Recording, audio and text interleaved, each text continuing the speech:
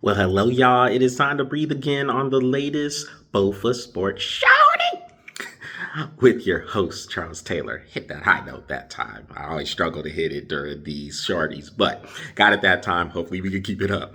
But I am here on this shorty to discuss a few NFL items, a little bit of housekeeping that we weren't able to get to during the webcast back on a Tuesday evening. So we will start here with my squad, the San Francisco 49ers, and they were able to get deals done with quarterback Brock Purdy and with the linebacker Fred Warner.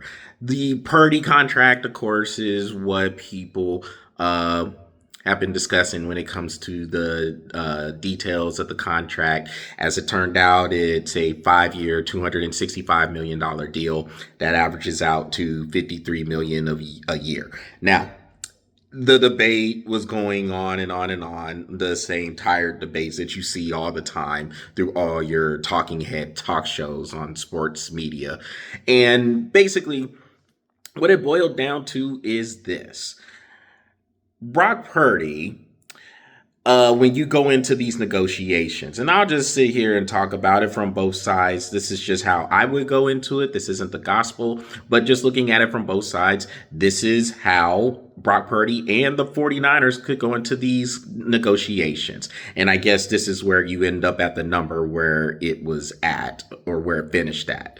If you're Brock Purdy, you're going in and you're looking at the quarterbacks who are making in excess of 50, 55, maybe even 60 million a year in the case of Dallas Cowboys quarterback Dak Prescott.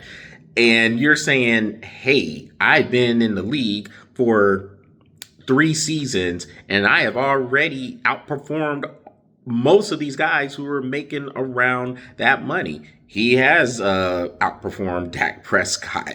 The 49ers beat the Cowboys in a playoff game back in the 2022 season, and he already has more playoff wins, 3, than Dak does throughout his career, 2. But Dak is the highest paid quarterback in the league. So I could definitely understand Brock Purdy saying, man, this guy's making more than me. I've already outperformed him in 3 seasons of starting. Dak's been a starter since 2016.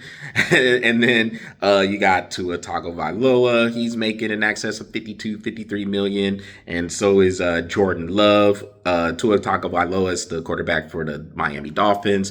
Jordan Love, the QB for the Green Bay Packers. Trevor Lawrence, the trigger man for the Jacksonville Jaguars. He's making 55 million a year. And then you got Jared Goff with the Detroit Lions. He's making 53 million a year. Now, again, all that is relative. That's the annual value. What you really look at is the guaranteed money. And out of the 265 million, the 181 is guaranteed. So in essence, it's like a 4-year deal with the option for the 5th. And then the rest could go to incentives or perhaps to go to building the rest of the roster. If you're the 49ers, you go into these negotiations saying, man, we're not giving you 60 million a year. I can understand if you want to ask for that, but that's not happening. And then they can say, we want to see you continue to prove it, because as good as Brock Purdy was in the first couple of years of him starting, we know the story. We know he was able to get in there from being Mr. Irrelevant after injuries to Trey Lance and Jimmy Garoppolo. But he did great in those first couple of years, leading the 49ers to the NFC Championship game the first year, and then to the Super Bowl, almost winning the Super Bowl against the Kansas City Chiefs the year after in 2023. But the last year, 2024 season, was a little subpar. He took a little bit of a step back. So I can see the 49ers saying, hey, look, we'll give you this, but we're not giving you record-setting money because we want to see if you can continue to prove it. Where I thought it would be ultimately would be somewhere between 45 and 50 million. Of course, they ended up with 53 million, but I thought it'd be around 45 to 50 million. Because I thought maybe the deal would be a little bit more team friendly in terms of helping the team get some other players to keep the team competitive and competing for Super Bowls. But 53, that's pretty good. I mean, when you look at where some of these other quarterbacks are, Justin Herbert is another one who's making in excess of 55 million a year. The quarterback for the LA Chargers, he doesn't have a playoff win, but but that number's fine. I'm not too upset about it myself. And hopefully the 49ers can find a way to continue to build the roster and compete for Super Bowls and get that elusive sixth Super Bowl in franchise history and break that tie with the Dallas Cowboys. Ugh. A couple of other items. The NFL, they had their owners meetings up in the Minneapolis area this week, and a couple of things that came out was potential change to playoff seeding and then the Tush Push.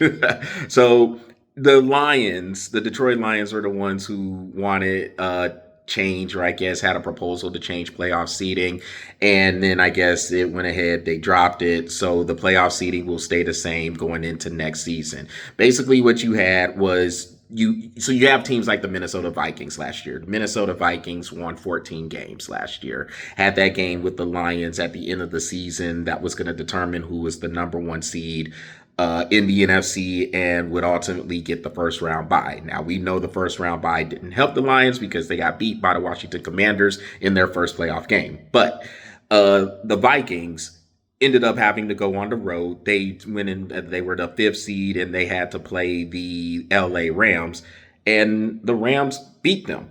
Now, I just think a lot of times when it comes to playoff seeding, there's no perfect format for it. I guess you can go and you can reseed them, and then you can go from highest seed to lowest seed, which in effect basically gets rid of the significance of winning the divisions. But I do think there has to be something said for winning the division, regardless of how garbage the division is. And in a lot of cases in the NFC, it's the NFC South that has the lowest division winner. But in this case, it wasn't. It was actually the NFC West. So, I just think there's no perfect formula for it. You might as well stick to the way it is, because I do believe there's got to be some sort of reward for winning your division. So I'm glad the Lions ended up dropping that. And then the Tush Push. So the Tush Push will survive at least for next year, I guess. Now, with the NFL owners, when you have a vote on something, 24 out of the 32 owners have to say yes in order for it to be a change. They got to 22, I believe, for the Tush Push debate, but not enough to ban the Tush Push. So, for fans of the Philadelphia Eagles and for the Eagles, they get to keep the Tush Push in there. And personally, I'm glad that the Tush Push is staying in there. The Eagles found a way to perfect the play. Not many teams have been able to stop it. Again, not many teams have a quarterback in Jalen Hurts that can squat 600 pounds. So he is strong. And then you got people pushing it in there, but they perfected this glorified rugby scrum. I just think the teams who voted against it, my team, the 49ers included, they're just upset because they haven't found a way to stop the play efficiently. And if you can't stop it, then I guess you try to ban it. So I'm glad that there were 10 teams, of course, including the Eagles, that said, no, we are not going to ban the Tush Push, and the Tush Push will be there for another year. If you don't, just find a way to stop it. Find a way to stop it if you're these other teams. Find a way to get some penetration, blow it up before it has a chance to get started. And if you can't, then I guess you'll just continue to get pushed back. But that is your problem. Don't sit here and try to go to legislation to stop a play that you haven't figured out how to stop on the field yourselves. It's just despicable, disgusting to me that people were that upset about it. And I'm glad that the Tush Push is still in play. Well, that will cover it. That will conclude this edition of the Both of Sports Shouties. And that's what I am breathing on for today. Y'all make sure y'all go to the Both of Sports YouTube channel, smash that subscribe button, and follow the Both of Sports Facebook page. If this is the last time we talk before Memorial Day weekend starts, everybody take care, be safe during the weekend, and remember what Memorial Day is about. It is about the fallen, for the soldiers, for all the military members who paid the ultimate sacrifice. Do not forget that while y'all are out enjoying whatever activities y'all do. So until then, everybody take care, have a great weekend, and we will talk soon.